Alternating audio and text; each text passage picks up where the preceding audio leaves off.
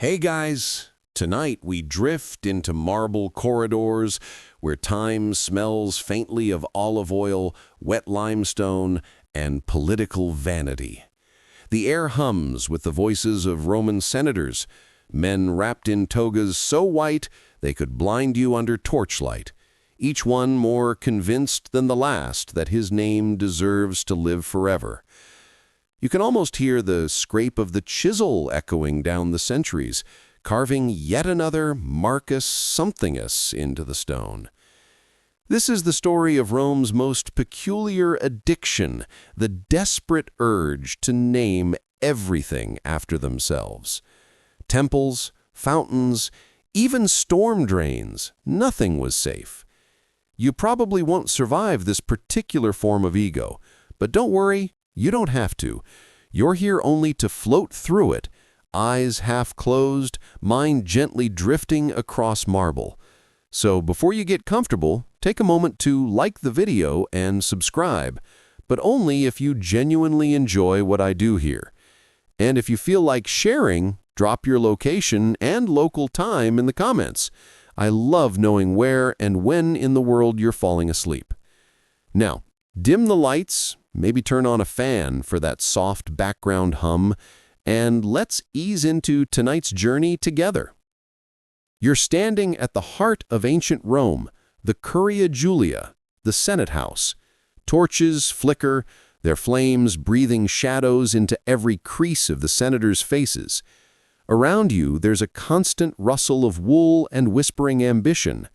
Men like Cato, Cicero, or a dozen Luciuses who all think history will spell their names correctly. The marble floor is cold beneath your sandals. Your own reflection shivers in it like a ghost. And there, on the wall, you spot a familiar pattern. Names carved deep, each letter proud and perfectly spaced, as if declaring, "I was here, and I mattered." You don't know it yet, but Rome is built as much on ego as on brick. Every stone block you pass hides a dedication. The Theater of Pompey, named after Pompey naturally. The Basilica Aemilia, after the Aemilii family, whose sense of humility must have gone missing sometime during the Republic. It was a city where modesty went to die, buried under plaques of self-congratulation. And yet, for all its arrogance, there's something oddly comforting about it.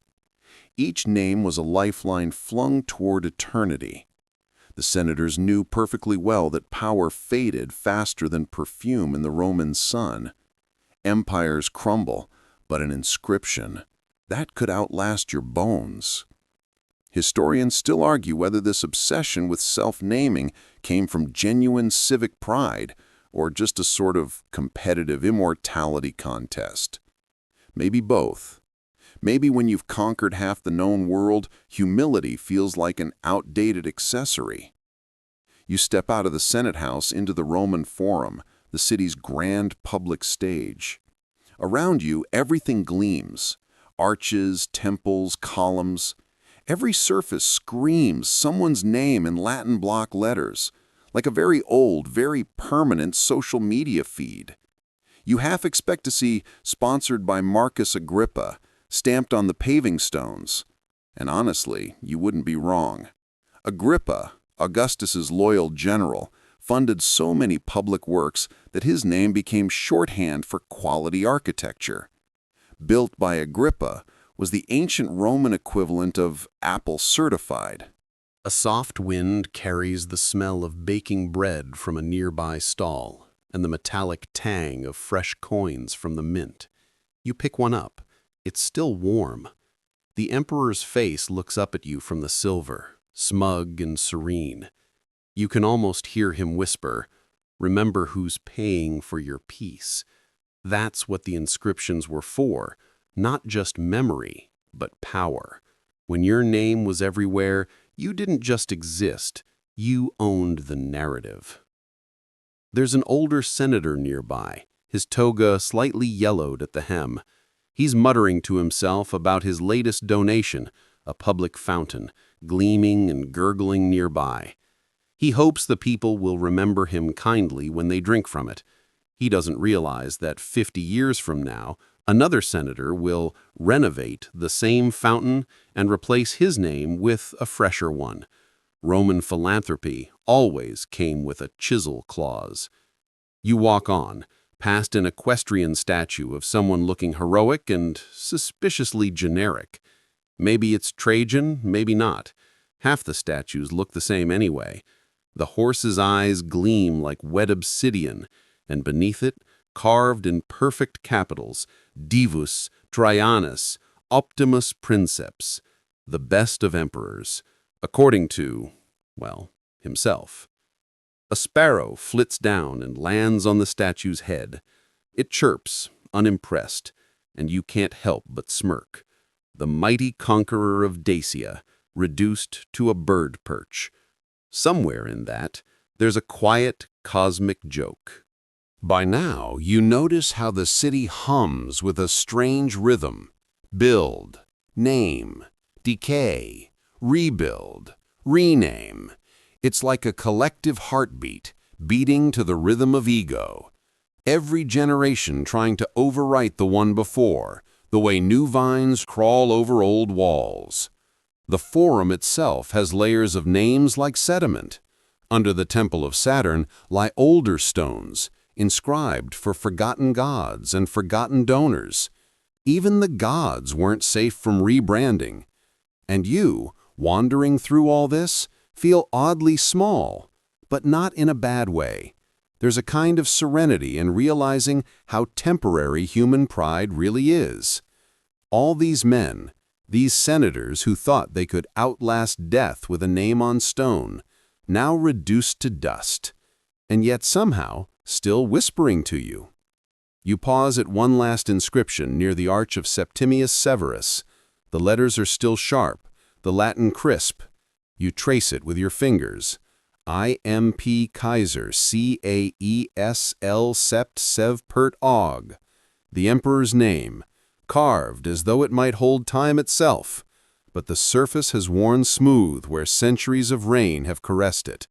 The eternal name, fading anyway. Somewhere behind you the torches gutter and die. The wind shifts, and the Forum seems to exhale. You imagine the city at night, empty of its senators, the marble glowing faintly in the moonlight. You wonder if maybe, in the silence, the stones themselves feel a little embarrassed by all those names. Still, they endure. And maybe that's the point. The men are gone, but their words remain, carved into the skin of the city. The Senate will open again tomorrow, and more names will be added, more monuments planned, more marble ordered. Because in Rome, memory isn't about truth, it's about visibility. You turn one last time before the darkness settles fully, and you smile. There's something almost endearing about how predictable it all is. Humanity, after all, hasn't changed much. We still crave the same thing, to be remembered, to be seen, to leave our name behind, even if it's just a username glowing faintly in the digital dark. You step further into the marble maze of Roman ambition, where self-promotion smells faintly of incense and expensive sandalwood oil. It's late afternoon. The sun catches on every gilded roof tile, turning the city into a vanity project glowing under divine approval. And there you are, walking through the capital like a time tourist, surrounded by men who've somehow turned personal branding into statecraft. You watch them in the distance, senators in pristine white togas edged with purple, the royal color of "Please notice me." Their sandals slap softly against the marble floor as they drift in small clusters, each group orbiting around its own center of ego. They speak in careful tones, pretending to discuss law and grain shipments, but really they're negotiating immortality. Which aqueduct will carry whose name? Which public bath will feature whose face? Rome's ego problem isn't subtle. It never was. It's carved into every corner, like the city itself is a resume. You realize quickly that modesty wasn't a Roman virtue, it was a punchline. When you rule the known world, humility just looks like poor branding. You pause by the rostra, the great speaker's platform where orators once thundered at the crowd.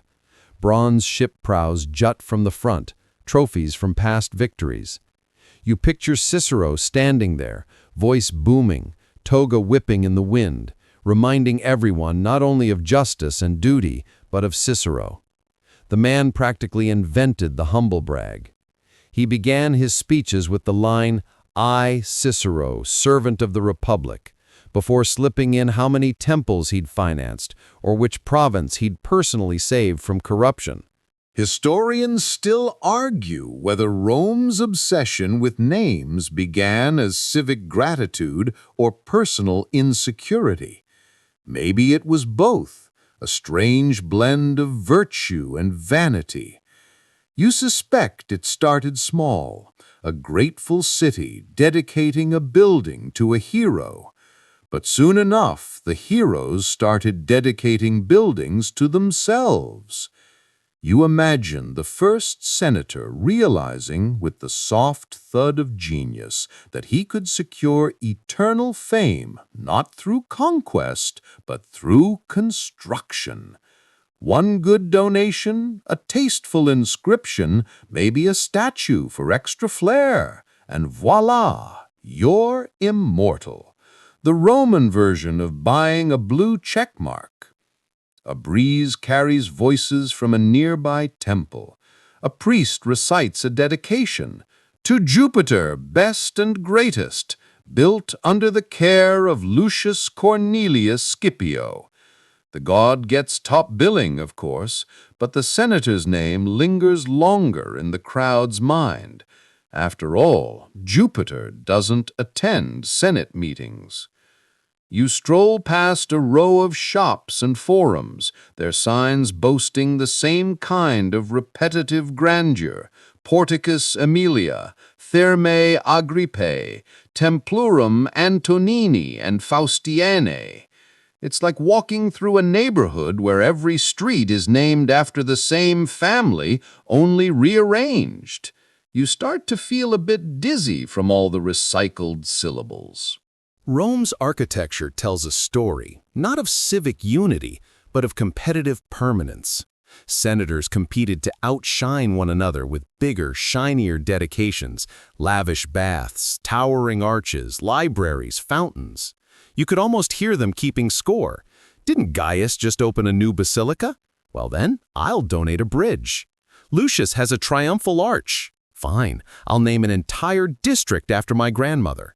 You catch yourself smiling. It's ridiculous, of course, but also deeply human. The city hums with the same energy as modern politicians trying to get their names on airports or highways.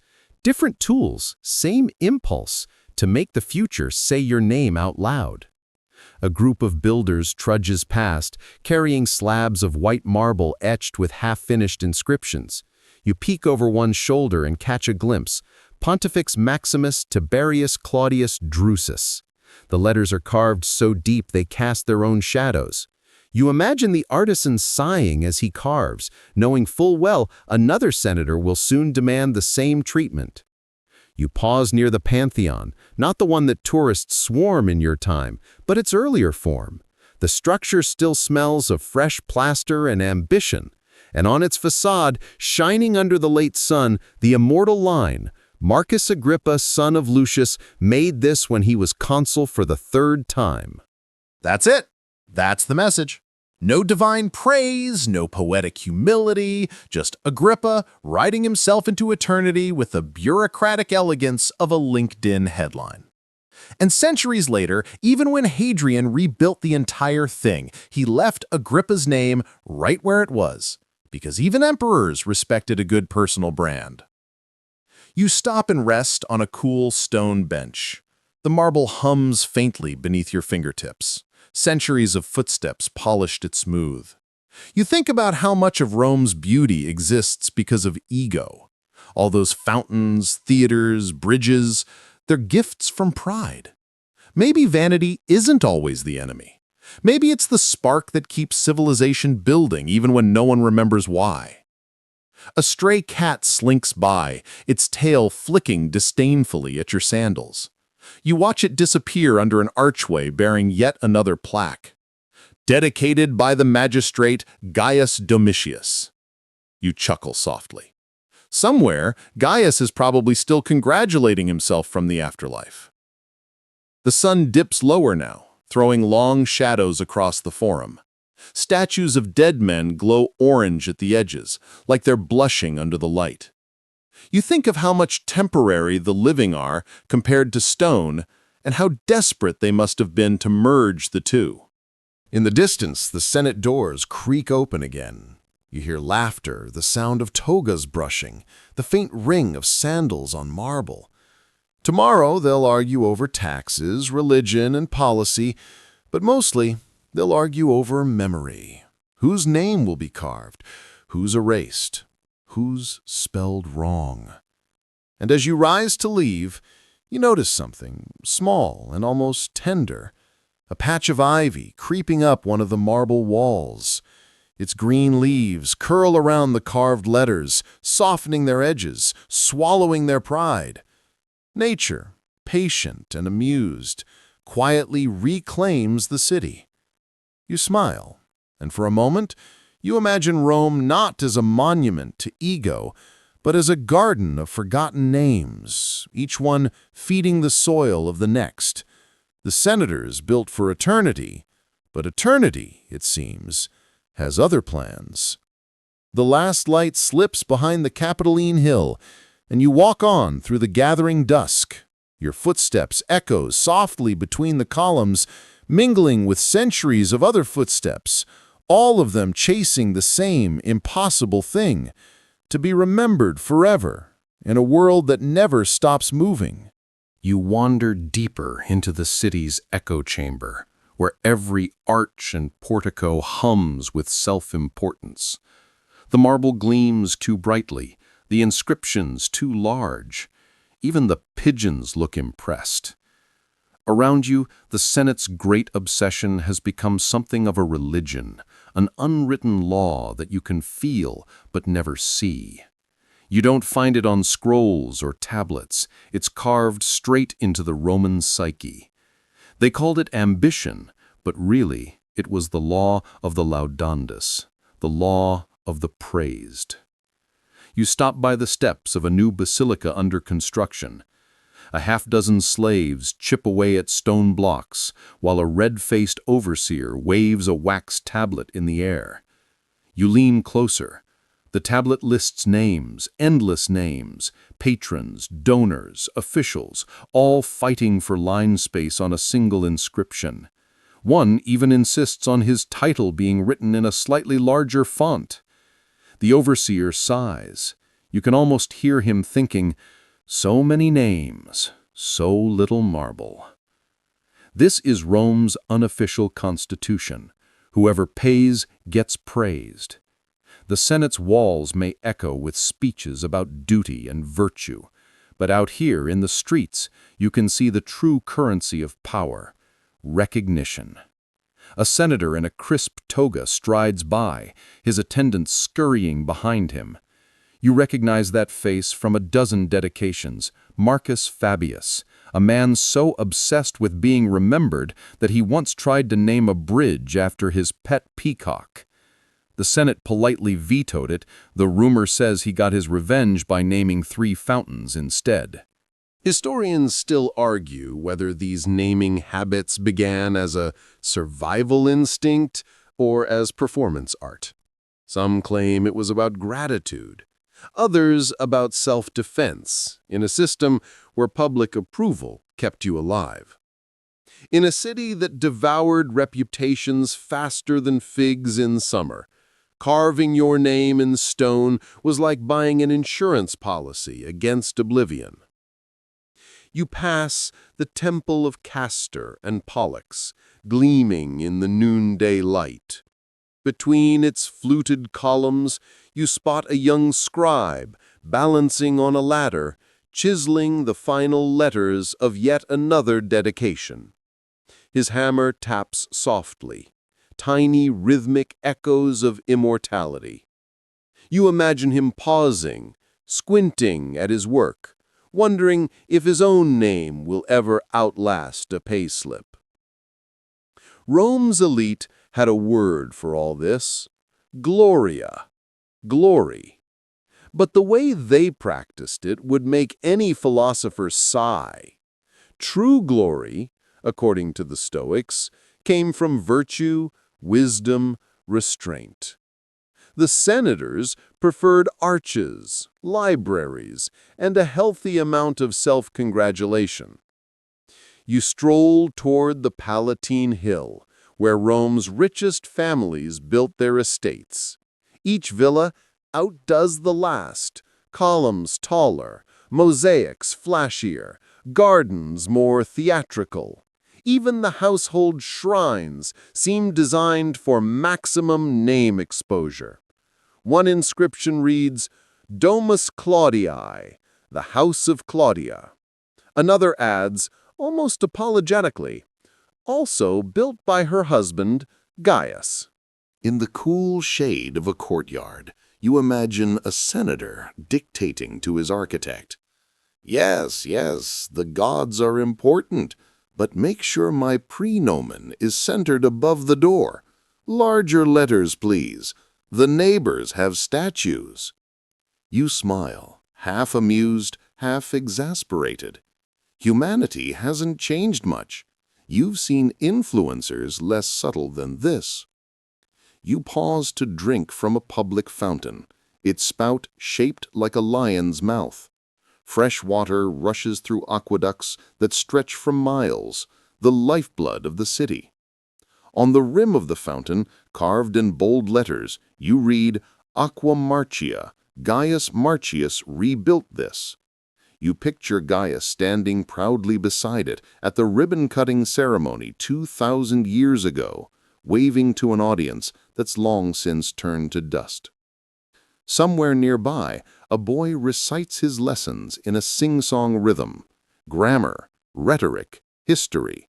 You listen closely. Even education here is steeped in ego. Every story, every monument, every great man is a case study in the art of self-advertisement. Julius Caesar, Pompey, Augustus. They didn't just win wars, they trademarked themselves. The heat shimmers now, turning the marble streets into white fire. You find shade under a massive archway, the Arch of Gaius and Lucius, twin brothers whose rivalry was the stuff of gossip. They co-sponsored the same monument, but only because neither could bear to let the other's name stand alone. The result? A joint inscription so long it had to wrap around both sides of the arch. Ancient Rome's first joint brand collaboration. You close your eyes, listening to the hammering in the distance. Tap, tap, tap. You wonder if the builders ever felt the irony that the men they immortalized would someday be forgotten, while their own anonymous handiwork would survive. Maybe one or two did, smiling quietly as they carved, knowing the marble outlasts both vanity and virtue. You wander down toward the Circus Maximus, Rome's great racetrack, where tens of thousands once gathered to cheer not for chariots, but for sponsors. Each victory lap was also an advertisement. Funded by Lucius Cornelius, shouted banners that flapped above the stands. The applause, you realize, wasn't just for speed, it was for branding. There's a strange comfort in it, though.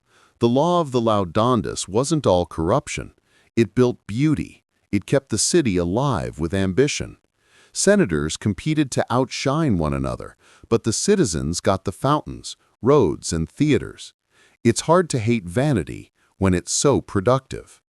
The wind shifts, carrying the smell of dust and figs. Somewhere, a crier announces a new temple dedication. You almost laugh. It's like hearing a press release in Latin. By order of the Senate, the Temple of Concordia restored, thanks to the generosity of Publius Cornelius Scipio. You descend from the hill into a district where the air hums with chisels and gossip. This is where Rome's self-promotion becomes urban planning. The streets themselves have turned into marble billboards.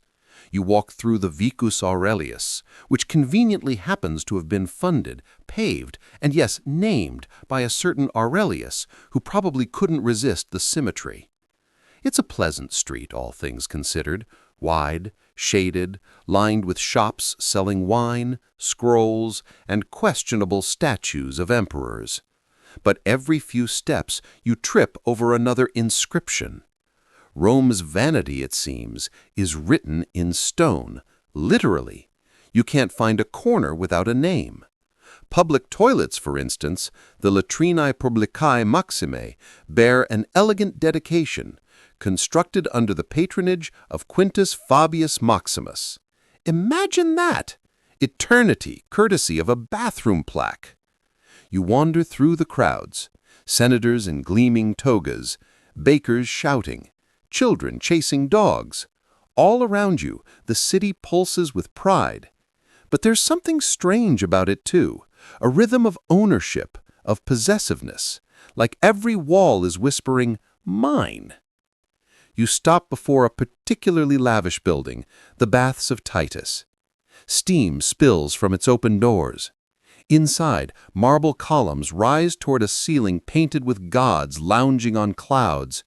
And there, above the entrance, you spot the golden letters, IMP Titus Caesar August Fecit. Titus, Emperor, made this. You traced the letters with your eyes, noticing how they catch the light. It's as though the sun itself has been hired to advertise. You remember the story. Titus had these baths built to soothe the city's grief after the Great Fire of AD CE. Historians still argue whether it was generosity or damage control. Maybe both. Maybe Rome's greatest acts of kindness always came with a nameplate. As you step inside, warm air wraps around you. The murmur of voices bounces off marble and water. Senators float lazily in the pools, discussing politics between sips of watered wine. One of them gestures to a new mosaic, a sea god surrounded by dolphins, and says, "Beautiful work. Remind me who funded this." Another replies without hesitation, "Gaius Julius Proculus. Don't worry, he made sure you'd know." You stifle a laugh. Of course he did. In a world before business cards, mosaics were the next best thing. You make your way to the caldarium, the hottest room. Steam curls from bronze vents. Through the mist, you can barely see a statue, Apollo, perfect and smug, holding a lyre. At its base, carved in marble, is another name, donated by Lucius Cornelius Felix. You imagine Felix, decades ago, standing proudly beside his donation, waiting for someone to say, "What a noble citizen." You sink down on a marble bench, your skin prickling from the heat. Rome feels like a city where everyone's trying to outlast everyone else. Vanity here isn't an accident. It's an ecosystem. Senators build baths, generals build arches, merchants sponsor temples, and the people, ordinary Romans, benefit in the process. They bathe, they pray, they walk the roads, but always under someone's engraved gaze. Outside, the streets widen into plazas filled with monuments. You turn down a narrow alley that opens into a small square, and there it is again, the Fountain of Servilius. It's modest, charming even, but the inscription takes up half the basin. You imagine Servilius explaining to his sculptor, "Make sure my name's legible from the other side of the forum." A woman selling figs catches your eye. "Another Servilius fountain?" you ask. She chuckles. "Third this year," she says. "The first one broke, and the second was stolen by his cousin." You bite back a grin. History doesn't record that part, the petty rivalries that turn city maintenance into a spectator sport. Somewhere in an archive of marble dust and family feuds lies the real story of Rome's infrastructure. The crowd thickens again as you approach the Forum Boarium, the old cattle market. The smell of animals, sweat, and stone mingles with something sweeter, fresh plaster. A new arch is being unveiled. The crowd presses forward, craning to see. Trumpets blare. A herald unrolls a scroll and begins to read the dedication. To the gods, to the people, and to the everlasting glory of, he pauses dramatically, Lucius Aurelius Cotta. Applause erupts. Coins glint in the air as they're tossed for luck. And just like that, another name joins the chorus of eternity. You glance at the inscription, still damp from polishing. You can tell the letters were traced with precision, their edges sharp, their grooves deep, deep enough to last longer than anyone here. For a moment, you try to imagine what it feels like, to know your name will outlive your bones. Maybe that's why they did it. Maybe it wasn't vanity at all, but fear. Fear of being forgotten in a city that forgets faster than it forgives.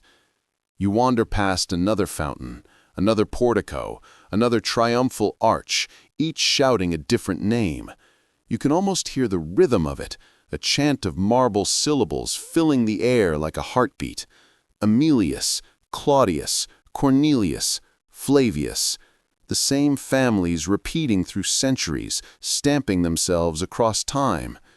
You pause by a quiet little shrine, half hidden behind ivy. Its inscription is faded. You can barely make out the words. You run your fingers across the letters, smooth from centuries of weather and prayer. Whoever built this, their name is gone now, and somehow it feels peaceful. There's a certain grace in anonymity, you think. Rome's great men feared it like death, but maybe it's the only true freedom. No competition, no chisels, no applause. Just quiet. The afternoon fades into gold. Market stalls close, priests chant evening prayers, and the city glows softly under the sinking sun. You find yourself smiling at the irony. Rome, so loud in life, so silent in decay. As you walk away, your sandals scuff across the stones of the Vicus Aurelius. You glance down one last time at the inscription carved into the curb, funded by Aurelius himself. The letters are worn, nearly invisible. Another few centuries, and they'll be gone completely. But for now, just for tonight, his name still lingers, whispering faintly beneath your footsteps. You wander through a Rome that seems to glitter with self-regard. Even the pavement stones look like they're auditioning for an inscription. Somewhere ahead, a marble arch rises, not the famous Arch of Titus or Septimus Severus, but another, half-finished project dedicated to a senator whose name you can't pronounce, but who definitely thought the world should. The dust around the site is alive with the clang of chisels, and the air smells faintly of limestone and ambition. It's here, among the scaffolds and masons, that you begin to realize these men weren't just slapping names on things, they were curating eternity. The idea of the eternal city wasn't yet a cliché, it was a personal promise. You carve a name into Rome, and Rome carves your memory into the world. The real estate of legacy, however, is limited. The more arches, statues, and public fountains a senator builds, the less room there is for everyone else's ego. That's why the naming war grew quietly vicious. The Senate, despite its veneer of shared power, became a kind of passive-aggressive billboard battlefield. Historians still argue whether this mania for self-branding actually helped fund the city's expansion or merely buried it under redundant marble dedications. On one hand, the competitive philanthropy built aqueducts and bathhouses faster than state funds could. On the other, every aqueduct carried the same tragic flaw. It wasn't really the Aqua Claudius anymore. It was the Aqua Claudius Maximus Memorial Pipeline for public good and senatorial glory. You pass a workman wiping dust from his forehead, muttering about another renaming order. Apparently, the same bathhouse has been rechristened 3 times this month. The plaques are stacking like parchment layers, each one chiseling over the last, the history beneath slowly erased. Somewhere beneath the fresh marble, another man's name sleeps, scratched out by decree. The funny part? The Romans had laws against this. Or at least, they tried. Julius Caesar's Lex Julia Municipalis technically regulated what counted as acceptable civic dedication, but like every rule in Rome, it existed mostly as a suggestion, one to be admired, then cheerfully ignored. You picture the Senate chamber again, marble benches, men in togas adjusting their folds, pretending to debate policy while really counting which cousin's name has the bigger obelisk this week. The orator rises, clears his throat, and begins to speak about the people's welfare. Everyone nods sagely, knowing full well he's just buttering the public road for his own family name. There's something almost modern about it. The politics of branding, the illusion of altruism as performance. A Roman senator might fund a public library and then have a poet write verses praising his humility. It's the ancient equivalent of a sponsored post, just with fewer hashtags and more olive oil. One of the quirkiest artifacts from this era comes from the Statuae Catalogus, a Roman record that listed statues by location and inscription. Some entries read like short poems, others like power plays. There's even an amusing case where 2 statues of different senators were placed so close together their inscriptions merged in shadow at sunset, creating a new, accidental hybrid name. A stonemason supposedly got fired for laughing at it. As you stroll through this marble jungle, you notice another truth. The senators were terrified of being forgotten. The city's architecture became an anxiety map, a skyline drawn in fear of obscurity. To name something was to ward off death. To be unnamed was to dissolve into the anonymous dust of the forum. There's a faint chill in that idea. You can almost hear the whisper beneath every inscription, "Don't let me disappear." You lean on a half-carved plinth, reading the half-finished words, "To Marcus," and then a chisel pause, as though the stonecutter got tired or the patron changed his mind mid-sentence. Maybe Marcus died before he could approve the final version, or maybe the funds ran dry, and the next senator swooped in to claim the stone for himself. The city feels layered not just in time, but in intentions, each monument a palimpsest of ego and insecurity. Even the pigeons seem complicit, perching on names with equal indifference. A historian once quipped that Rome was not built in a day, but renamed every other one. It sounds like a joke, but it's not far off. Public works were routinely rededicated to new patrons after the old ones fell from favor. You can trace political fortunes like tree rings just by counting the number of overwritten dedications on a single column. And here's your irony for the evening. Many of those names, carved with trembling vanity, are now illegible. Wind, soot, time, and the soft vandalism of generations have erased them. The monuments endure, but the identities crumble. The senators who feared being forgotten are now remembered only as someone important who built this. It's a sobering thought, softened only by the sound of distant water trickling from an unnamed fountain. Somewhere, beneath layers of restorations and graffiti, lies an inscription that once shouted in triumph, but now murmurs quietly to the night. You trace the stone with your fingertips, the grooves faint and worn. It's hard to tell if you're reading a name or just the echo of one. For a moment, you stand there in the moonlight, surrounded by monuments no one fully remembers, and you can't help smiling. Maybe the true Roman legacy wasn't glory at all. It was the endless, delightful futility of chasing it. You wake to the faint clink of metal echoing through the forum, a dull, rhythmic sound, coins striking coins, ambition meeting mint. The air smells faintly of copper and sweat, and somewhere a mule snorts beside a cart filled with newly stamped silver denarii, each one glinting with the face of someone who very much wanted you to see it. Yes, tonight, you've wandered into the Roman Mint, the ancient version of a selfie factory. Only instead of filters and ring lights, there are anvils, smoke, and a legion of moneyers hammering faces into history. And every senator with enough clout is desperate to get theirs on a coin before they die, or worse, before their rivals do. You crouch near one of the workers. He holds up a coin still warm from the press, squinting at the profile stamped into it. A good likeness, he says, with the weary sarcasm of a man who's seen too many self-portraits. A bit generous with the chin, though. Roman coins weren't just currency, they were propaganda, portable bragging rights. The state distributed them, yes, but powerful families often sponsored special issues, sneaking their lineage into the national narrative. A clever way to make sure everyone, from Spain to Syria, carried a reminder of your greatness in their pocket.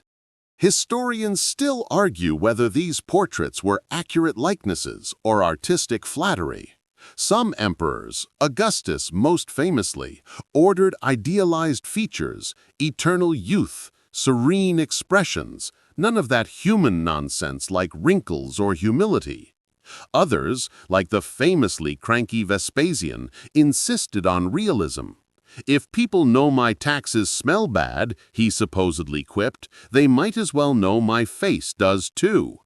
You can almost imagine it, Rome as a giant social network, each coin a little post, a status update clinking in the hands of a baker, a soldier, a child in a dusty street.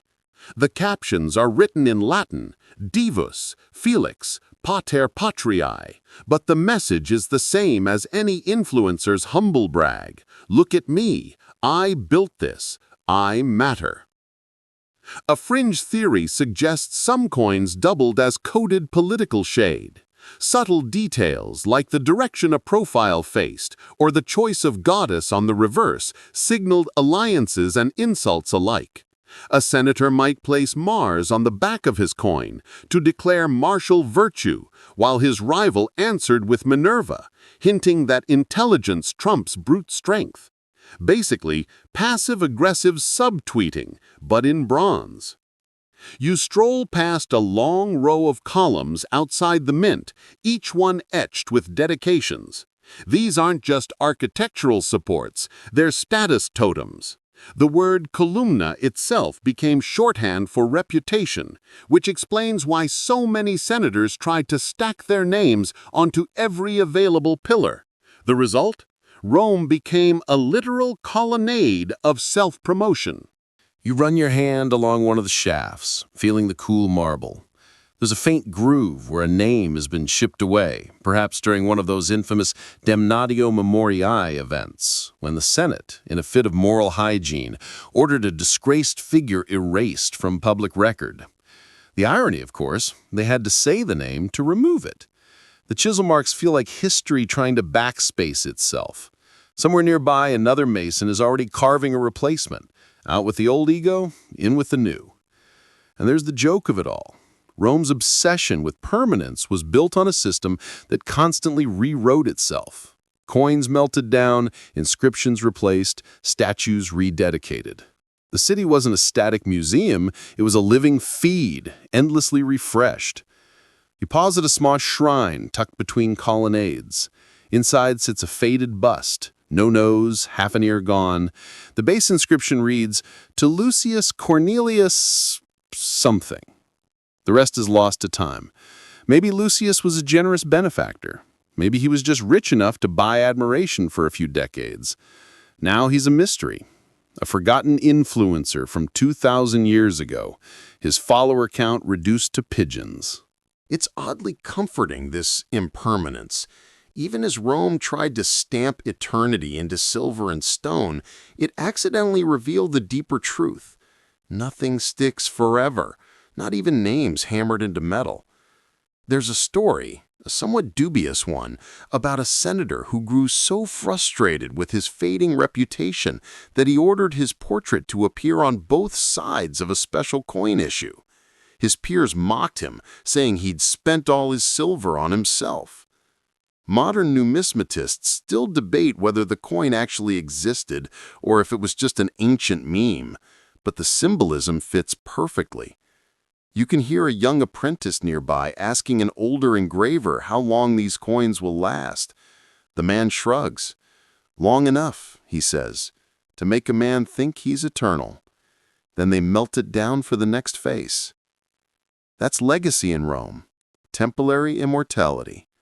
Long enough for your grandchildren to feel proud, but never long enough to stop the next senator from stamping right over you. As you walk back toward the Forum, the moon catches the glint of scattered coins on the cobbles. You pick one up. It's so worn you can't tell who it once was. Maybe an emperor. Maybe someone who thought he was one. The features have softened into anonymity, a face erased by centuries of commerce and thumbprints. You turn it over, and for a second, you catch your own reflection in the faint silver curve. You smile.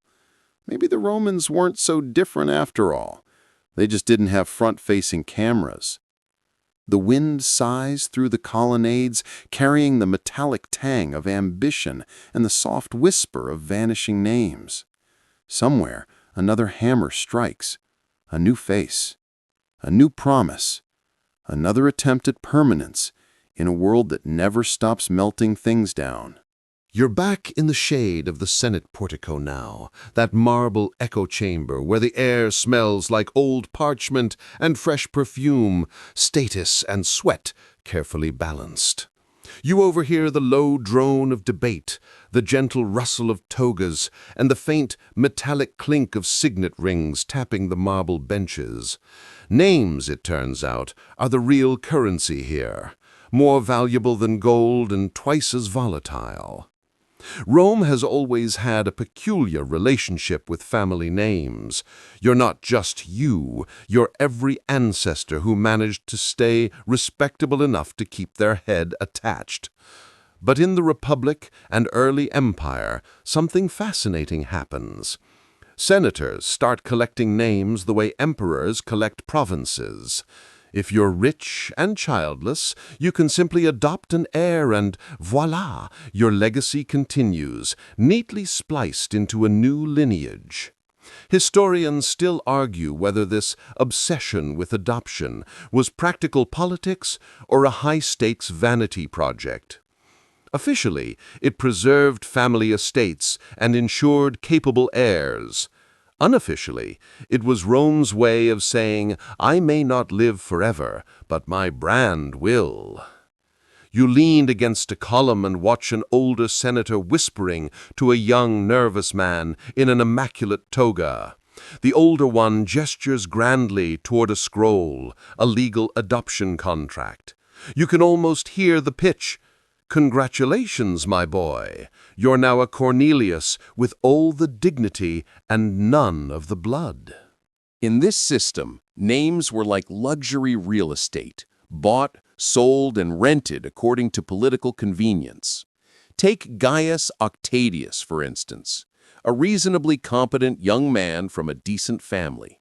Then Julius Caesar adopts him posthumously in his will, and suddenly he's Gaius Julius Caesar Octavianus.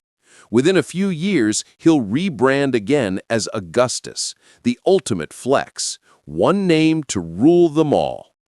You walk past a statue of him in the Forum, its inscription as long as a grocery list: Imperator Caesar Divi Filius Augustus Pontifex Maximus Pater Patriae Princeps Senatus.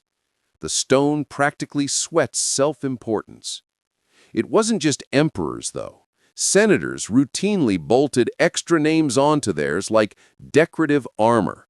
The more illustrious your adopted ancestor, the more syllables you could flaunt. There's even a preserved letter from Cicero gently mocking a colleague for calling himself Lucius Cornelius Scipio Aemilianus Africanus Minor. Cicero wrote that the man had more names than virtues, which, coming from Cicero, was both witty and lethal. You stroll through the Forum of Trajan, its marble floor glinting in the afternoon light, and imagine the paperwork nightmares these naming customs caused. A clerk in the archives, surrounded by scrolls, must have spent hours trying to alphabetize people who kept adding commas to their own identities. But there was logic to it. By absorbing a famous name, you also absorbed its myth. You weren't just Gaius Fabius anymore. You were heir to the victories, the virtues, the entire PR package of the Fabii clan. And that mattered in Rome, where politics was less about policy and more about personality theater. There's a fringe academic theory that Roman adoption rituals carried a quasi-religious charge, that by renaming yourself, you were spiritually reincarnating your adoptive ancestor. The ceremony itself included sacrifices and prayers to household gods. It wasn't paperwork, it was resurrection with legal documentation. You pause beside a shrine where small bronze masks of ancestors, imagines, stare blankly from their niches. Each represents a lineage, a chain of men whose faces were once paraded at funerals like walking resumes. The masks look eerily lifelike, hollow-eyed yet expectant, as if waiting for someone new to wear them. And, of course, an ambitious senator could do just that, literally step into another man's face by name and ritual. The Romans had a word for this inherited glory, nomen nobilitatis, the name of nobility. You couldn't fake it, but you could borrow it if you were lucky enough to be adopted by someone whose ancestors were carved into the city walls. And so the Senate became a hall of echoes. When a man stood to speak, he spoke not only as himself, but as a chorus of ghosts murmuring approval behind him. It's funny, though, this endless borrowing also diluted identity. The more names you carried, the less you there was. One historian compared the late Republic to a masquerade ball of borrowed masks where everyone's introduction began with formerly known as, and of course, some of those masks cracked. There were scandals. Oh, plenty. False adoptions, forged documents, even bribes to be posthumously inserted into famous lineages. You can imagine the dinner party tension when two senators realized they both claimed to be the true heir of Scipio. It's like finding out someone else is using your social media handle, but with more laurel wreaths and passive-aggressive speeches in Latin.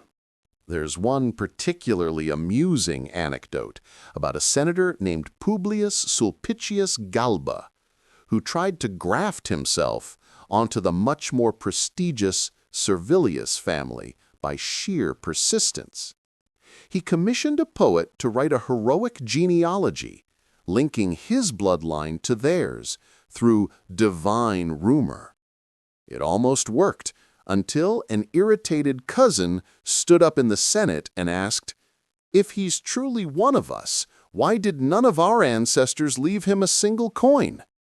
The chamber erupted in laughter, and Galba's adopted myth died right there, smothered by mockery. You smile at the thought. Romans could forgive corruption, cruelty, even treason, but never a branding failure. And yet the system endured for centuries. The city grew fat on borrowed glory. Sons became heirs to strangers. Names piled upon names like marble layers, forming linguistic monuments to vanity. It's as though the Romans believed that by extending a single name endlessly into time, they could cheat death. You pause to look at an inscription where 3 generations are listed in a single sentence. Marcus Licinius Crassus Frugi, son of Marcus Licinius Crassus, grandson of Marcus Licinius Crassus. You can practically hear the exhaustion in the stone. Even the stonemason must have sighed. Couldn't one of you pick a different name? And still the cycle continues. Adopt, rename, inherit, repeat. You imagine one of those young adoptees stepping into a new identity, rehearsing his new signature by lamplight. The ink pools as he writes, Gaius Julius Caesar Octavianus. For the first time, the name trembling with potential. He probably smiled then, believing he'd secured eternity. But names, like coins, eventually fade. Even the greatest get reduced to shorthand: Augustus, Trajan, Hadrian. All the extra syllables shaved away by time's quiet chisel.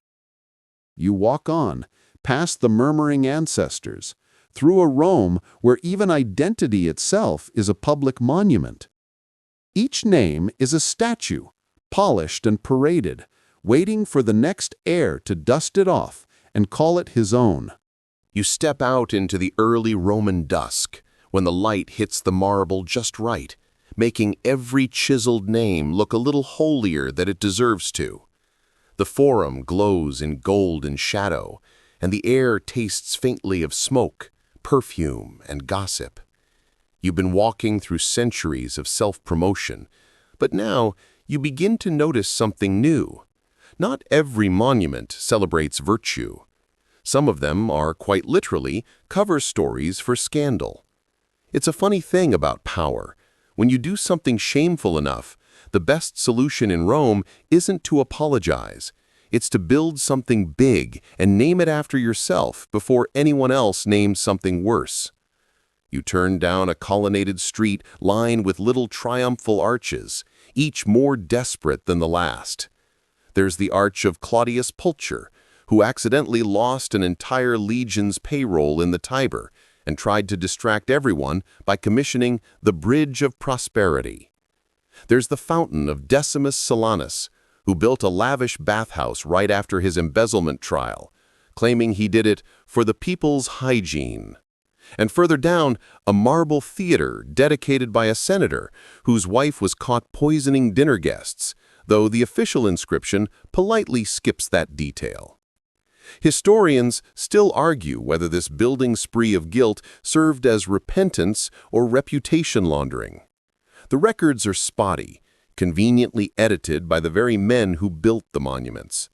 You picture them late at night, hunched over drafts of inscriptions, carefully chiseling out the parts that might suggest corruption, replacing them with phrases like generous benefactor to the city. And Rome let them. The people weren't naive. They just liked the entertainment. A new bathhouse or amphitheater meant bread and games, cool water and gossip fodder. The crowds didn't need to believe a senator was good. They just needed him to be interesting. You stop by an inscription that's half buried in the dust. It reads, "To the mercy and virtue of Lucius Aurelius Cotta." A curious dedication, considering Aurelius Cotta was once exiled for extortion in Bithynia. But there it is, carved for eternity. It seems the Romans were masters of what you might call reputation realignment. There's a darker edge to this, though. Monuments weren't just apologies. They were sometimes threats in stone. When Senator erected a giant statue of himself in the middle of a rival's district, it wasn't civic generosity. It was territorial marking, like dogs but with marble. One fringe theory even suggests that the positioning of certain temples was political revenge. If your rival worshipped a particular god, you could commission a bigger, flashier shrine to that same deity right next door. Divine one-upmanship at its most pious. The gods must have rolled their celestial eyes. You wander into the shadow of one such building, a massive marble portico built by a man named Gnaeus Domitius Calvinus, who had a reputation for losing battles and then compensating with architecture. The man lost 2 entire campaigns in Spain, but his portico of victory still stands proudly, as if stone could gaslight history. The masons whisper among themselves as they work, carving his name deeper than the decorative vines. Maybe they understand what he's doing.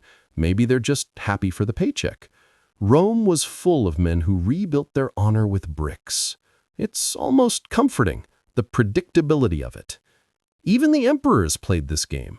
Nero, yes, that Nero, built his extravagant Domus Aurea, the Golden House, after the Great Fire of Rome, claiming it as an act of renewal.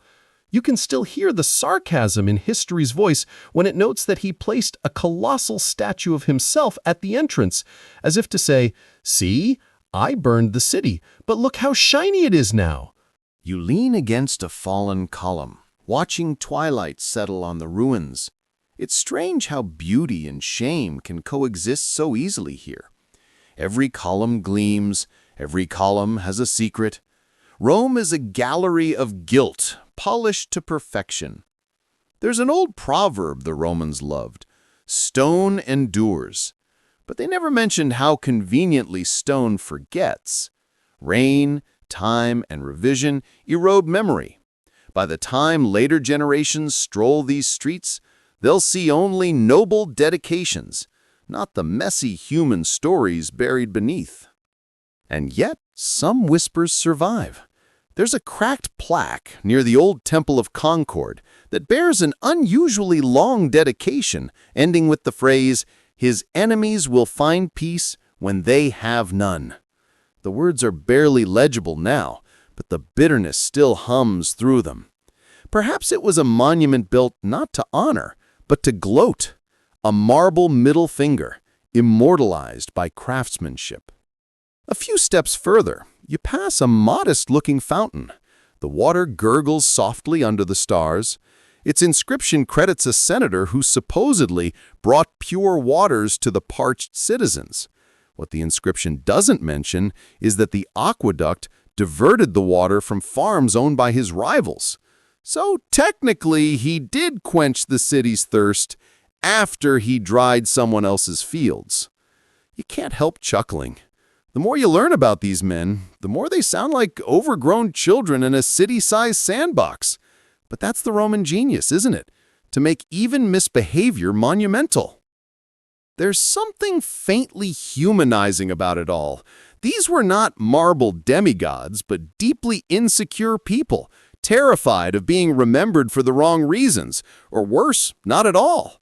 So they wrote their own eulogies in advance, chiseling their best version into eternity and trusting time to do the rest. You pause by the steps of a half-collapsed temple, the moonlight pooling between the stones. Somewhere underfoot, forgotten plaques and cracked pedestals whisper the names of men who thought they were untouchable. The night air hums softly with that grand Roman contradiction. Their sins are gone, their monuments remain. You tilt your head back and smile. Maybe that's the lesson. If you're gonna misbehave, at least build something pretty afterward. Let's imagine for a moment that you are a Roman emperor. You've clawed your way up through politics, poison, and public games. You've bribed the army, wooed the Senate, and built enough marble monuments to make Athens blush. Now comes the hard part: maintaining your image. Because Rome wasn't just a city, it was a brand. And emperors, from Augustus onward, understood that perception was everything. Your face was stamped on coins, carved into statues, and painted onto shields. You didn't just rule the empire, you were the empire. Your jawline, your laurel wreath, your slightly smug expression, all of it told your subjects that order and prosperity had a face, and it was yours. But here's the problem. Once everyone knows your face, everyone also knows when you look tired, paranoid, or slightly unhinged. Emperors began to micromanage their portraits like modern influencers adjusting filters. Wrinkles were smoothed, cheeks were chiseled. By the time of Hadrian, some sculptures looked less like realistic portraits and more like idealized marble headshots. Coins became a kind of imperial Instagram feed, every new issue showing a subtle rebrand. Nero went from boyish and cherubic to a bearded demigod. Commodus, who really wanted everyone to know he was basically Hercules, had coins minted with him wearing a lion skin hood. If you think modern PR teams are overzealous, remember the Romans had entire workshops dedicated to sculpting your official expression of benevolent authority. Of course, branding could backfire. Caligula tried to market himself as a living god. People nodded politely until they realized he might actually believe it. Domitian commissioned temples to his own eternal spirit, which was awkward when he was assassinated and promptly declared damnatus remoriae, memory damned, name erased, face literally chiseled off public monuments. In the Roman world, the delete button was a chisel. Even after death, emperors could be unfollowed by the Senate. Statues toppled, names scratched out, faces recarved into someone less embarrassing. Yet some damage control was too late. Nero's marble likenesses, despite official condemnation, still survived, perhaps because craftsmen thought his curls were too beautiful to waste. So the emperor's greatest fear wasn't invasion or plague. It was bad press. A rumor could undo what a legion built. A whisper that the gods disapprove could turn marble glory into rubble. And in that, the emperors of Rome weren't so different from our own celebrities today, forever chasing immortality through image, forever afraid that the crowd might scroll past. Rome had a strange habit. It could never resist naming things twice. Perhaps it was a side effect of being an empire, one name for the old world and another for the new. Every time Rome conquered, rebuilt, or civilized, it renamed, like a collector putting his initials on someone else's masterpiece. Consider Byzantium, that modest Greek city perched on the Bosporus.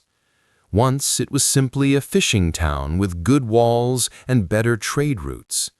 Then Constantine came along, emperor, visionary, and, if we're being honest, a man who really wanted his own version of Rome.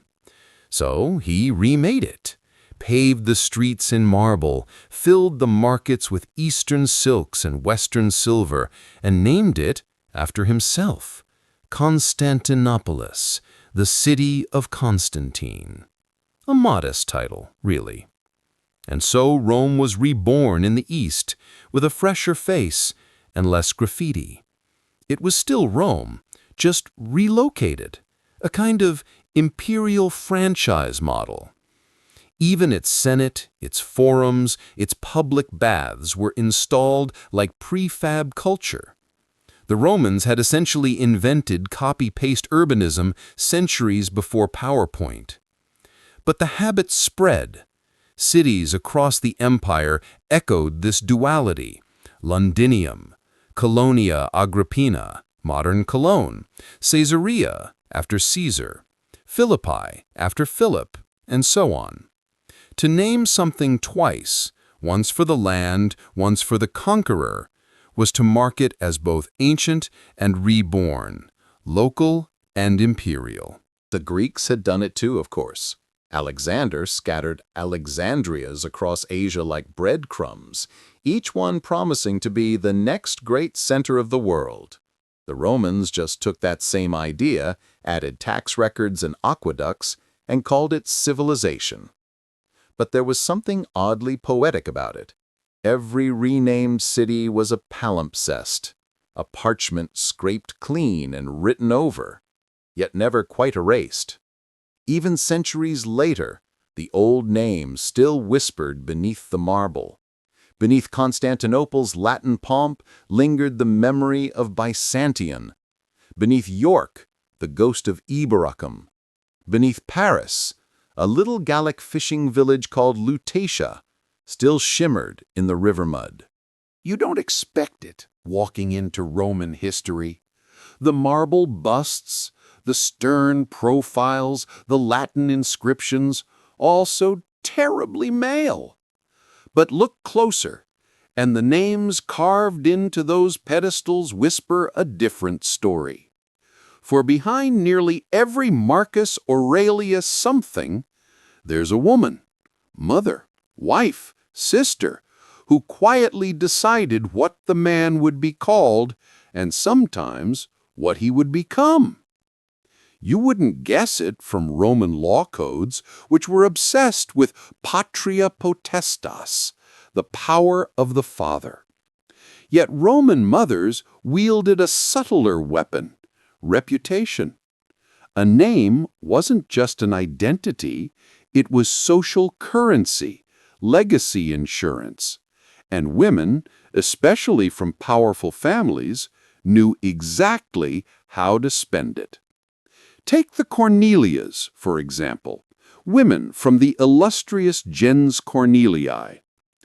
Cornelia Africana, the mother of the Gracchi brothers, was said to have raised them on a diet of civic virtue and guilt. When other Roman matrons boasted of their jewelry, she supposedly pointed to her sons and said, "These are my jewels." Now, imagine growing up under that, your entire worth measured against the moral expectations of a woman whose name was already a household proverb. You could almost hear the sigh of every senator's son, "Thanks, Mom." Roman women weren't allowed to hold office, but they built dynasties through naming. A Julia married a Caesar, and the Julii multiplied. A Claudia married into the Neros or the Domiti, and suddenly the offspring bore a hybrid name, carrying prestige from both sides. Think of it as ancient brand merging, an aristocratic co-marketing deal, sealed with a wedding feast and a prayer to Juno. Even emperors learned to listen. Augustus himself owed much to Livia Drusilla, his shrewd, serene wife. Her name, Livia, became shorthand for female influence wrapped in silk and strategy. Historians still argue whether she was Rome's first empress or its first spin doctor, possibly both. She made sure her son, Tiberius, inherited not only power, but also her family's name, securing legitimacy with each syllable. You can rename the world, but it's easier when your mother edits the draft. Then there were the empresses who refused to remain footnotes, Agrippina the Younger, mother of Nero, among them. She maneuvered like a master chess player, ensuring her child's name, Nero, Claudius, Caesar, Drusus Germanicus, was a stitched tapestry of dynastic glory. By the time he ascended the throne, his name alone was longer than some Roman legions' banners. But the irony? It wasn't Nero who wrote that history. It was Agrippina, ghost author of her son's mythology. She made sure everyone remembered who his mother was, even when he tried to forget. Outside the palaces, too, women shaped names that lasted. Slave women, freed women, and wives of craftsmen sometimes gave their children names reflecting virtues. Felix, fortunate; Fortunata, lucky; Crescens, growing. Simple, hopeful, and maybe a little defiant, names whispered against the thunder of empire. While senators were busy renaming entire provinces after themselves, these women were smuggling personal dreams into the Roman census records. One papyrus from Egypt even records a woman petitioning a magistrate to rename her son. His father had abandoned them, and she didn't want the child carrying that man's name. "Let him be called by mine," she writes. A quiet act, but revolutionary, reclaiming lineage in a world built on patriarchy. Historians still argue whether such cases were rare or quietly common, and whether bureaucrats ever dared to say no. And through it all, the paradox deepened. Men carved names into stone, but women carved them into memory. When an emperor's name was cursed and erased, literally chiseled off monuments by angry mobs, the whispered stories told by mothers and sisters often kept it alive. That's how Caligula survived his official damnatio memoriae.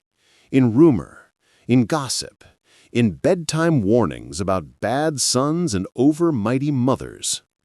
You realize, listening closely, that the Roman world was less a march of marble statues and more a salon of whispered influence. The women of Rome were the ghost editors of history. No signature on the page, but every sentence bent slightly in their favor. They couldn't hold power, so they named it. So the next time you see a Roman bust in a museum, pristine and unlabeled, you can almost imagine the unseen voice behind it. She's probably somewhere off to the side, adjusting a bracelet, whispering, "Yes, dear, but remember, I chose your name." In Rome, even the past could be edited. Names might have been carved in marble, etched in coins, or painted on triumphal arches, but none of it was safe from revision. You live in a world where a delete key is one flick away. The Romans, however, had to invent their own way to erase. They called it damnatio memoriae, the condemnation of memory. It sounds dramatic, and it was. When a person fell from favor, usually an emperor, though occasionally some unlucky senator, their name was hunted down like a fugitive. Letters were scraped off inscriptions. Faces were chiseled out of marble reliefs, leaving ghostly outlines where noses and eyes once glared proudly. On coins, their portraits were defaced with sharp blades or melted down for reuse. It wasn't enough to kill a person. Rome wanted to make them as if they had never existed at all. And yet, paradoxically, this active erasure made them immortal. Because now, historians can't stop talking about them. The more thoroughly an emperor was erased, the more intriguing he became to future generations. Take Geta, brother of Caracalla. After Caracalla murdered him, the emperor ordered Geta's name and image removed from every monument, coin, and papyrus in the empire. The result? Every surviving wall that shows a suspicious blank space where two brothers once stood becomes instantly fascinating. You can almost feel Geta's missing face staring back through the absence. The Romans understood something modern propagandists still forget. Deletion draws attention. Scrape away a name and the human mind rushes to fill the silence. Who was he? Why was he erased? Suddenly, a forgotten bureaucrat becomes a legend of censorship. And then there were the accidental survivors, names that slipped through the cracks of bureaucracy. A scratched inscription missed by a lazy mason, a coin that never got melted, a gossiping historian who, intentional or not, left a few letters intact in his scroll. Each one a rebel fragment whispering through time. Even in private life, the habit of rewriting persisted. Families edited their genealogies to suit the political winds. If a relative had backed the wrong side during a civil war, suddenly his branch of the family tree died of fever somewhere in Gaul. A little inconvenient, but very tidy for dinner conversation. Roman tombstones often tell the story indirectly, a blank slab where a name once was, or the faint traces of chiseling that didn't quite erase the letters. You picture some poor stonemason paid to undo his own art, muttering as he scrapes away the last curve of an A or the bottom stroke of an R. You can almost hear him sigh, Why do they always pick long names? But the erasure wasn't always vindictive. Sometimes it was simply pragmatic. When an emperor adopted a new heir or changed dynasties, old names were swapped for new to project continuity, a political facelift rather than an obliteration. So one monument might begin life dedicated to Divus Antoninus and end up celebrating Divus Marcus. The marble didn't care whose name it bore. It just held whatever truth the next ruler required. And so Rome became a palimpsest, an empire constantly overwriting itself. Temples rebuilt upon older temples, forums layered over forgotten shrines, names recycled like parchment scraped clean for the next proclamation. Even today, archaeologists find bricks stamped with the names of one emperor reused in the foundations of another's palace. Every stone is both a monument and an apology. Yet there was poetry in this constant rewriting. Rome didn't truly forget, it rephrased. When a ruler was erased, the empire wasn't denying that he had existed. It was rewriting the moral of the story. Caligula became a warning. Domitian became an embarrassment. Nero became a punchline. And by redefining their names, Rome redefined itself. Historians still argue whether damnatio memoriae ever truly worked. Can a civilization as literate, as obsessive about records as Rome really delete someone from memory? The answer seems to be no. Instead, Rome created the world's first form of viral infamy. To be erased by Rome was to be remembered forever. You can feel the irony lingering even now as you wander through museum halls. Marble heads cleanly decapitated from their torsos, lined up in glass cases, each one carefully labeled with some version of portrait of an unknown emperor, defaced in antiquity. Unknown and yet perfectly, hauntingly known. If you lean in close enough, you can sometimes still see the faint scratch marks, the ghost of a name someone once tried to hide. And you realize that every empire, no matter how mighty, eventually tries to rewrite its own story and fails. The chisels dull, the names return, and history, stubborn as ever, remembers the very people it was told to forget. You'd think, after 2,000 years, the scholars would have sorted it all out. One empire, a few dozen emperors, a tidy timeline of marble faces and heroic names. But no, the deeper you go, the more Rome begins to feel like a bureaucratic fever dream. Because the one thing historians can't agree on, even now, is who exactly was who. The Roman obsession with renaming has left the modern historian's desk looking like a conspiracy board. Red strings everywhere, names circled, arrows drawn between Gaius Julius this and Marcus Aurelius that. The same man might appear in 3 separate inscriptions under 3 different names, depending on whether he was adopted, promoted, or trying to impress his in-laws. It's like trying to track a celebrity's Instagram handles through all their rebrands. Take the case of Antoninus Pius, for instance. When Emperor Hadrian adopted him, he took on the imperial nomen Aelius, which wasn't his birth name. Later, after becoming emperor himself, he adopted Marcus Aurelius and Lucius Verus, giving them new names in the process. So you end up with a family tree that reads like a phone directory of Antonini, Aeli, and Aurelii, all technically related, but by paperwork, not blood. Historians still argue whether the title Aurelius really indicates adoption, or whether by the 2nd century it had just become the Roman equivalent of Mr. Fancy Pants. And then there's the real nightmare, Caracalla. He was born Lucius Septimius Bassianus, renamed Marcus Aurelius Antoninus to legitimize himself as a true heir of the good emperors, but history remembered him only by his nickname, Caracalla, after the Gallic hoodie he liked to wear. Imagine if a future civilization thought cardigan was the official name of a world leader. It doesn't help that Rome recycled names like cheap wine amphorae. Every generation wanted a Julius, an Augustus, a Claudius, or an Aurelius somewhere in the mix. The imperial resume looked less like genealogy and more like plagiarism. Sometimes entire inscriptions had to be decoded like spy ciphers. Is this Marcus Aurelius the philosopher, the emperor, or just some middle manager from Gaul who liked the sound of it? The confusion doesn't stop with the emperors. Even cities and armies swapped names like collectible cards.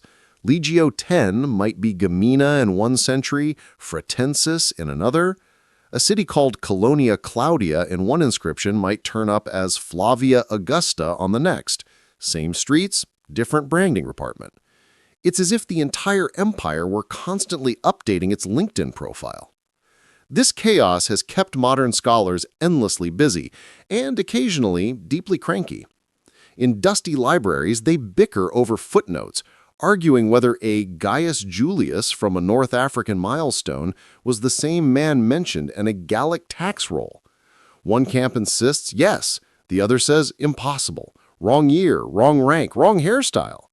Careers have been made and destroyed over the placement of a single middle name. And then there's the modern curse of misattribution. Tourists stroll through museums staring at statues proudly labeled Emperor Claudius, unaware that the head was found in a different province, the body belongs to someone else entirely, and the nameplate was added by a curator who just wanted to go home before lunch. Historians joke, only half-jokingly, that at least half of all Roman statues are in witness protection. But for all the confusion, there's a strange affection in the scholarly struggle. Because each misnamed artifact, each contradictory inscription, is a reminder that the Romans were as human as we are, obsessed with titles, tangled in self-promotion, terrified of being forgotten. A historian spends decades trying to trace the life of some half-erased proconsul named Lucius Cornelius something. And in doing so, both the scholar and the ghost of Lucius Cornelius win the same small victory: memory. You wander now through what's left of Rome, not the Rome of thunderous legions or shouting orators, but the quiet one, the one that exhales through ruins and half-buried letters, where moss curls over marble like soft punctuation. It's the perfect place to end, because this is where the names finally stop shouting and start whispering. You pass under the Arch of Titus. Once it blazed with bronze letters, proclaiming the triumph of a son who deified his father. Now half those letters are gone. The metal was stripped centuries ago, melted into something else entirely. Maybe a coin, maybe a bell. What remains are ghost impressions, faint sockets in stone where the words Senatus Populusque Romanus once gleamed. The Senate and the people of Rome. Always both, never one without the other. A name so official, so rehearsed, that it outlived every senator who ever recited it. The wind moves through the ruins like a translator, reading fragments aloud. Here, a broken inscription, Iulaeuliagu. Maybe Julia Augusta. Maybe someone's forgotten niece. There, a column base still proudly declares Caesare Divi Filio, to Caesar, son of the Divine One. But who's Caesar? Which divine father? The words have divorced themselves from certainty. They hover like incense smoke, meaning everything and nothing. You realize that the Romans, for all their power, were haunted by their own handwriting. They believed that carving your name into marble would make you immortal, but time, with its sly patience, has turned that marble into chalk. The letters blur, the stone crumbles, and now even the echoes of those proud syllables have begun to dissolve into the hum of the city. Still, Rome remembers. Every street here is a palimpsest, layered with centuries of renaming and reclaiming. Piazza Navona rests on the bones of Domitian's Stadium. The Colosseum got its nickname not from its size, but from a colossal statue of Nero that no longer exists. Even the name Rome itself, Roma, may not have been Roman to begin with. Historians still argue whether it came from a legendary founder named Romulus, or from an older shadowy word that meant strength, or riverbend, or maybe just home. The truth is lost, but the sound remains. Names outlast meaning. Meaning outlasts memory. It's a paradox the Romans would have appreciated. And in the museums, the ghosts have gathered. You see them in every mislabeled bust and anonymous inscription, in the heads of emperors placed on the wrong torsos. Caligula smiling from Trajan's neck, Claudius borrowing Augustus's shoulders, history gently correcting itself with a wink. You think of all the people whose names were never carved in stone, the builders, the scribes, the mothers who whispered what their sons would be called. They are the truest ghosts of all, haunting history from below the marble surface. If you listen long enough, their quiet pride still trembles in the air just beneath the weight of the great men who thought they owned eternity. And maybe that's the softest joke history ever told. The Romans built monuments to make themselves unforgettable. But in the end, it's the ones who were never named that give those stones their meaning. The city darkens now, lanterns flickering where once torches blazed. A tourist murmurs, a pigeon flutters down on a broken capitol. The moon climbs over the Palatine Hill, tracing its pale finger across the ruins, turning every faded inscription into silver script for one brief moment. You breathe in, and the city exhales back, dust, jasmine, and distant rain. The names are still here, not carved, not shouted, but whispered in every echo, every worn cobblestone, every dream that drifts over these old stones. They are all still naming themselves. They always will. In the end, all that remains of Rome's emperors, the men who declared themselves gods, the ones who renamed months, who rebuilt entire cities to carry their initials, are syllables and fragments that echo faintly through time. August, Caesar, Constantine, Trajan, words that once made armies tremble, now drift through history like dust motes in a sunbeam. Even the grandest names turned into curiosities for school children, trivia for tourists, or labels on museum placards. The Colosseum no longer roars, it hums softly under the feet of visitors with gelato cups. The Pantheon, once a temple to all gods, now receives quiet prayers from the faithful and the faithless alike. The names endure, but their meanings have changed, diluted, reinterpreted, absorbed into languages that the emperors could never have imagined. And yet, something of their design succeeded. When you speak August, you still speak of reverence. When you say Caesar salad or Kaiser, the echo of an empire rattles softly beneath the surface of your lunch. The emperors wanted eternity, and in an accidental, linguistic way, they got it. Because names, unlike marble or gold, don't need preservation. They migrate, they evolve, they linger where memory fails. So, as night falls on the ancient stones and the streetlights shimmer along the Tiber, the echoes remain. You can almost hear them, if you listen long enough, not as shouts or decrees, but as whispers. Whispers of men who built worlds out of words and tried to live forever inside the sound of their own names. And so, as the marble dust settles and the torches fade to smoke, we leave the emperors to their long sleep beneath the ruins they once ruled. Their names once filled every scroll and echoing hall, carved into stone so deep they believed even the earth would remember. Yet here we are, centuries later, whispering those same syllables, not with fear, but with curiosity, with a kind of gentle amusement. It is strange how history softens with time. The triumphal arches, the chiseled Latin, the coins stamped with divine profiles, they all melt quietly into the same twilight hum. What was once thunderous power becomes a bedtime story.